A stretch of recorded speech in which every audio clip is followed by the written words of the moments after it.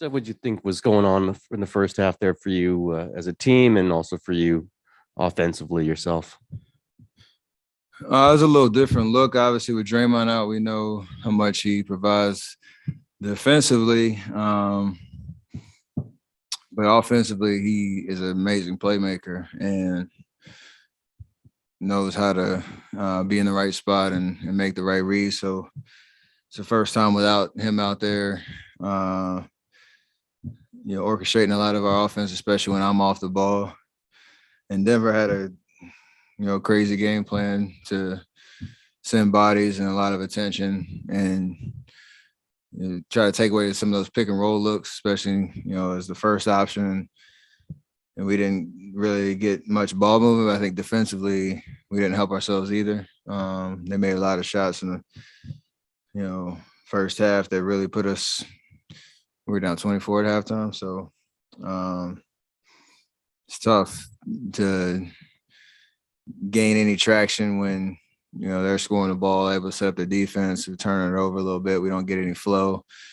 Everybody probably talk about the free throws. That it's a tough kind of momentum killer, but it didn't really, hurt us that much. It's just it all kind of went wrong in the first half. But I love the way we fought because pretty sure it's, we're not a moral victory team, but 29 other teams probably would have laid down and died, with that type of first half performance. But we gave ourselves a chance to, tie the game with a minute and a half left. It's pretty impressive. Where do you feel that Draymond absence most offensively? You're talking about he would have it at the top of the key while you're kind of trying to scatter around. Is that where you felt it most tonight? Yeah, it's just a big adjustment from one game when he's there and the next game where he's not. I mean, we'll obviously have time to watch film and make some adjustments. If he's not, I'm pretty sure he won't be ready by Thursday or Saturday. So we got to make those adjustments to give ourselves a better chance to start games off right. It's obviously an amazing luxury with a guy that knows our system, is part of the reason our system works, and you have other guys having to step up and try to fill those roles with the way that they play. So we got to make adjustments until he gets back. Stephen, what do you think what were the things you guys pulled together for that second half comeback? 29 points on defense, or for them, defensively, like that's going to win you a lot of games and give yourself a chance to win games, even if you're down 24 at halftime. So it was just flying around, being physical, just competing, bringing energy, and trying to keep them off the foul line. But it's a good confidence builder going in, and we're playing them again on Thursday. So we got to bring that type of effort if we're going to have a chance on the road. Nick's pointing at me. The 3-point milestones will keep coming for you. You're the first player who has more than 3,000 now. Did you know that you were one away coming into this game? Mm-hmm. What did you think about the bucket that got it late in the third? I mean, I knew it. I wasn't trying to think about it, and it's more so the way the game was going. It was kind of everything I just talked about. But it was cool to reach that milestone. It's a pretty awesome accomplishment in terms of something that hadn't been done in the NBA in history. So it's kind of a weird thought to think for the rest of my career. For the most part, I'm pretty sure every 3 I make will be a new record. So I'm just going to enjoy it, and I don't know what's the next milestone, like 3-3-3-3, or like you got to start coming up with stuff, So see how next year for that one probably. Do you have a number in your mind that you want to hit? Nah, same thing when I would hit 400 in a season. You don't really put limits on what can happen. You just hoop and enjoy yourself, and see what happens when it's all said and done.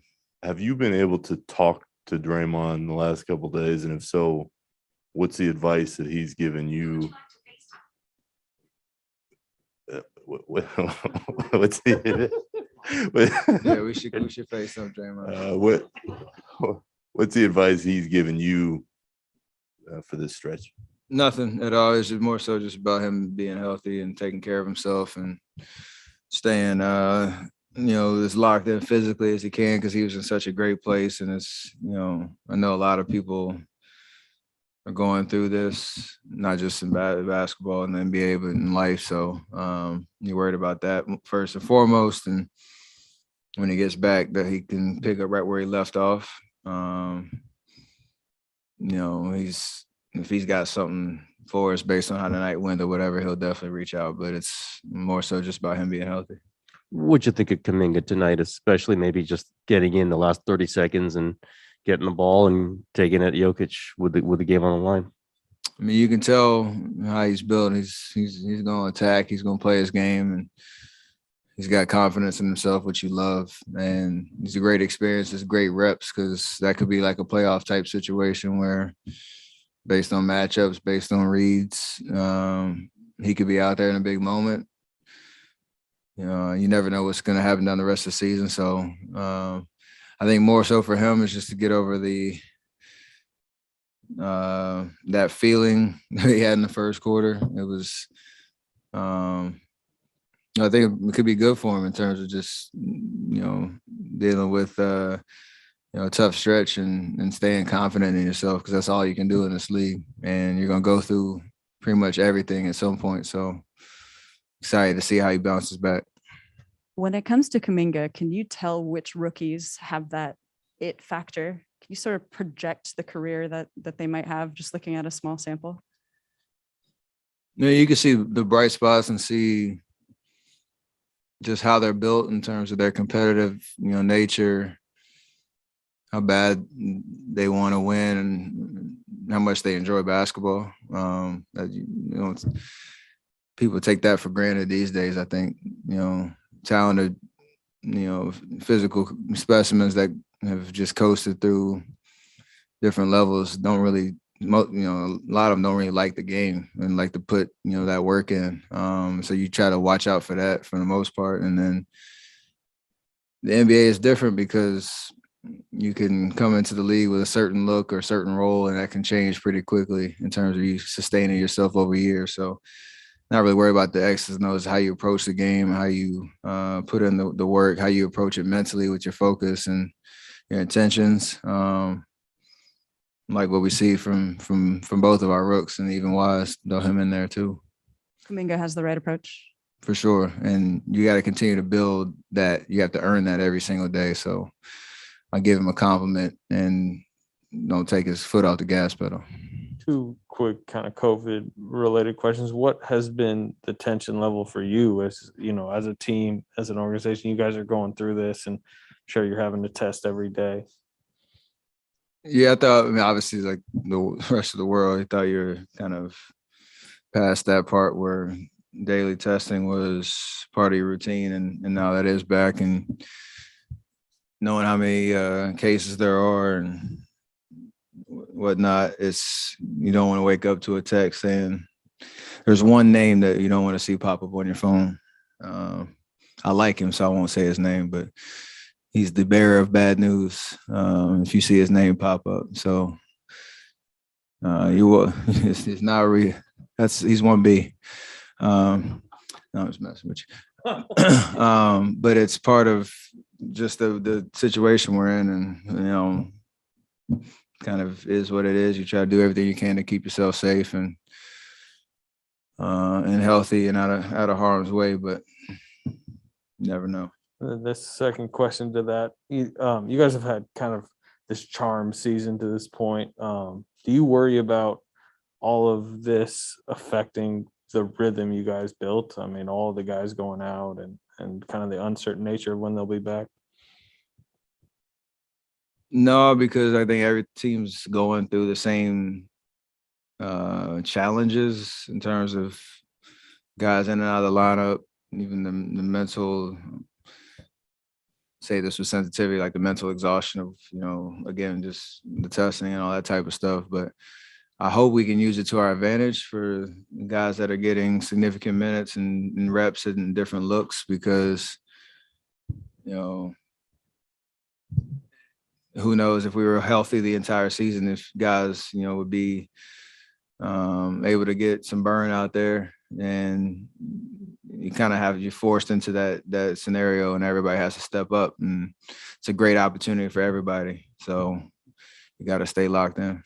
On a positive note, how good was it to get Andrew Wiggins back and to see Jordan Poole just back in the building tonight? Have you gotten to talk to him at all? I feel like it's got to have been a long 12 days for him. For sure.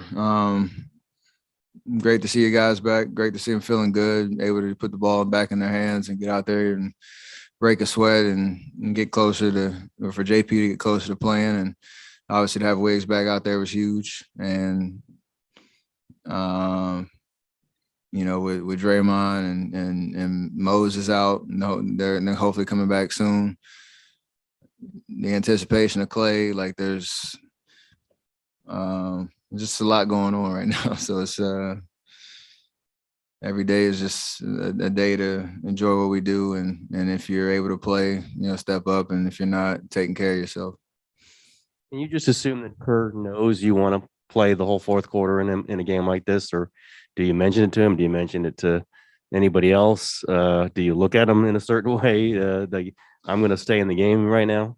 Nah, that's like the worst broken record conversation of all time. And there's definitely a feel of just the way that I'm moving, how the eye test looks, if I still got that juice and energy, and depending on how the game's going, to make that call. Definitely appreciated being out there tonight to give ourselves a chance to, you know, hopefully maybe steal a win. But I think proving that in the big picture, we can approach games like tonight the way we did, and I feel good and can get through it and recover and get ready for Thursday, and know that we're approaching the rest of the season, you know, in a smart, responsible way to be ready for the playoffs. But it's kind of a different situation than we all expected going into the season with so many guys out. You were saying Denver was playing like a weird defense. Are you seeing like new looks this year, or any new approaches from defenses? No, it's just consistent. There's, you know, a couple different variations of stuff, but where it gets like tonight was, you know, different layers of help defense that were always ready to pull over, or to, you know, close driving lanes and just cut off, you know, a half of the court. So certain teams can be a little bit more aggressive on that front than others, depending on personnel and all that type of stuff. And I got to be able to make reads. I have 4 turnovers in the first quarter, get myself into bad situations, and that definitely killed a lot of momentum and took me out of rhythm too. So that's on me. Did you expect Otto Porter to get the ball back to you on that final when you passed it up ahead?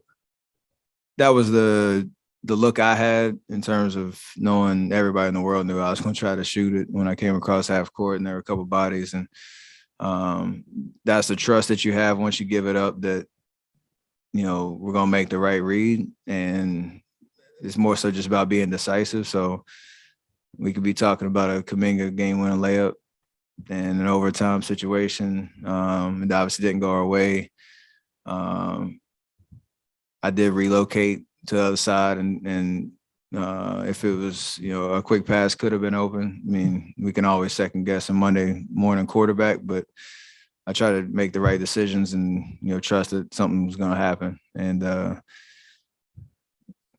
you know, I would make that play, you know, again, and see what would happen. All right, let's just do one on Zoom. Christos, go ahead. Hello, Steph. Hope you're doing well. Klay's on his way to return. So my question to you is, how more special or more dangerous this team can be with Klay alongside you? And did you ever think how different could be those games like this against the Nuggets with Klay on the floor? I mean, you've been thinking about that for 2.5 years. So I'm excited to have that look again. And it's not just about us as a team. It's about him getting back to playing basketball. So, yeah, it's going to be great for all of us. And hopefully that makes us even, you know, better. But just happy for him that there's light at the end of the tunnel, and he's gonna have his moment and then get back to, you know, doing his job and having fun every single day out there in the court instead of doing rehab and you know, being in his own lane. So I'm excited about it all. Great. Thank you. Appreciate that, everybody. No practice tomorrow.